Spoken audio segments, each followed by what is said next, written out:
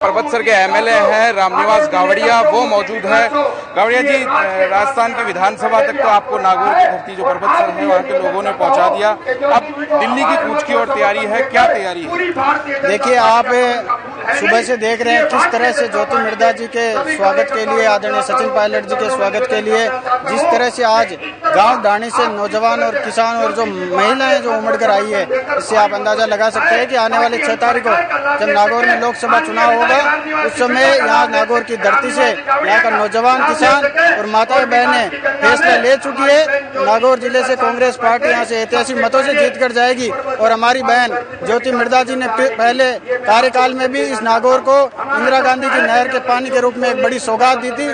उसी तरह उम्मीद लगा रखी है जनता ने कि ये नागौर जो मारवाड़ की धरती है, यहाँ आज कई संसाधनों की कमी है और आज नागौर की जनता इतनी जागरूक है कि उन्होंने 1977 में जब पूरे देश में कांग्रेस हार गई थी तब नाथूराम जी मिर्धा को यहाँ से जिता कर भेजा था। तो नागौर की जनता इतनी जागरूक है, वो समझती है कि संसद में जाकर कौन सा प्रत्याशी, कौन सा जनप्रतिनिधि हमारी आवाज को उठा सकता है और हमारी मूलभूत आवश्यकताओं को हमारे पुरजोर तरीके से संसद में रख सकता है। और जनता ने मन बना लिया है, नौजवानों ने, किसानों ने, माताओं ने, बहनों ने, सब ने मन बना लिया है कि इस बार फिर से नागौर चाहता है कि ज्योति मिर्धा सांसद बनकर यहाँ से जाए और इस नागौर के आम नौजवान, किसान और मजदूरों की सेवा करे।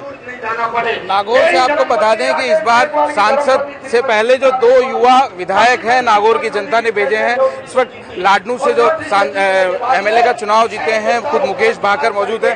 मुकेश जी, बात कर रहे हैं पूरे नागौर की, 2 भाई लगे हैं एक बहन को जिताने में, तैयारियां इन्होंने बता दी, जोर पूरा लगा रखा है, लेकिन क्या राह आसान है? देखो, राय तो उसी दिन आसान हो गई थी जिस दिन ये टिकट गठबंधन में, जिस दिन हनुमान जी यहाँ चुनाव लड़ने आए थे, क्योंकि नागौर वो जगह रही है जिसने हमेशा संघर्ष का साथ दिया है और जिसने सौदेबाजी जिस दिन शुरू कर ली उस दिन नागौर ने उस नेता को निपटा दिया। आज किसान और जवानों को 5 साल गुमराह किया इन्होंने सत्ता से कि बीजेपी के सामने हम ये कर देंगे, वसुंधरा राज्य खराब है, नरेंद्र मोदी खराब है, और आज क्या जरूरत पड़ गई इनको बने हुए विधायक और आज इस गठबंधन में चुनाव लड़ने की। तो जनता ने तय कर लिया है जिस दिन 6 तारीख को वोट पड़ेंगे। मैं ये कह रहा हूँ, आज तक की रिकॉर्ड जीत ज्योति मिर्धा, पहला चुनाव 1.5 लाख वोटों से जीते थी। और आज मैं इस मंच से आपको, आज आपके इस चैनल के माध्यम से मैं आपको बोलना चाहता हूँ कि इस बार 1.5 लाख से बड़ा मार्जिन इस नागौर में यहाँ रहेगा। मार्जिन की बात कर रहे हैं, एक छवि जो बहुत लंबे समय से जो बना रखी है कि जातिवादी नेता की छवि है, लेकिन पिछले कुछ दिनों से सभी समाजों को साथ लेकर 36 कौम की बात करने लगे। देखिए, वोट की राजनीति करने वाले बात कर सकते हैं, लेकिन जनता इतनी जागरूक है आजकल कि उन्हें पता है कि किस तरह से कांग्रेस पार्टी हमेशा से 36 कौम के लोगों को साथ लेकर चलती है। आज अगर बात करें नागौर की, तो हम 2 नौजवान जो विधायक बनकर आए हैं वो जनता के आशीर्वाद से बन के आए और कांग्रेस पार्टी ने आज नौजवानों को मौका दिया है। तो ये जनता नागौर की इतनी समझदार है, इन्हें पता है कि अपना भला बुरा किस में है। तो अगर वोट की राजनीति के लिए अगर आज कोई 36 कौम का नारा लगा रहा है और तेजाजी के नारे को भूल कर अगर मोदी का नारा लगा रहा है तो नागौर की जनता उसे बखूबी जानती है और आने वाले 6 तारीख को जवाब देगी। मुकेश जी, आप दोनों के चुनाव में उन्होंने बहुत सहयोग भी किया था, आज वो विपक्ष के तौर पे आपके सामने सांसद का चुनाव लड़ रहे हैं, साथ आपका दिया था लेकिन अब आप नहीं दे रहे उनके साथ। मेरा उन्होंने साथ दिया, पूरी जनता को पता है कि जब मैं चुनाव लड़ने आया तो उन्होंने बोतल मेरे वहाँ जगन्नाथ बूढ़े को चुनाव उन्होंने निर्दलीय लड़वाया और मेरे वहाँ हेलीकॉप्टर लेकर घूमे। हर आदमी को उन्होंने फोन करके कहा कि इसको चुनाव हराओ। वो हम लोगों को, दोनों को चुनाव इसलिए हराना चाहते थे कि उनको डर था कि नए लोग जीत के आ जाएंगे, जो जिस युवाओं की, जिन किसानों की वो ठेकेदारी करते घूम रहे हैं वो उनके खिलाफ हो जाएगा या उनमें बंटवारा हो जाएगा। तो मेरा तो उन्होंने कितना सहयोग किया वो नागौर की जनता जानती है। मेरा सहयोग लाडनू के 36 कौम के लोगों ने किया, इसलिए मैं चुनाव जीता। उन्होंने कोई कमी नहीं रखी मुझे चुनाव हरवाने के लिए, जितने षड्यंत्र वो कर सकते थे, जितनी ताकत वो लगा सकते थे, उतना उन्होंने लाडनू में लगाया। ये बात तो हो गई यहाँ के लोकसभा क्षेत्र की। आप दोनों की बात करें तो दोनों को जो समर्थन जो मिल रहा है उसका किस तरीके का परिणाम जो लोगों के बीच में देखने को मिला? देखिए, जिस दिन से हम लोगों को पार्टी ने टिकट देकर भेजा और जनता ने हमारे माथे पे इतना आशीर्वाद रखा कि हम दोनों जीत के राजस्थान की विधानसभा में गए और आज उसी की बदौलत हम जनता के बीच में 24 घंटे काम करते हैं। यहाँ से जब से चुनाव हुए उसके बाद से अगर विधानसभा सदन को छोड़ के हम लोग यहाँ जनता के बीच में रहते हैं, गाँव ढाणी में जाकर उन लोगों लोगों की समस्या के बारे में जानते हैं।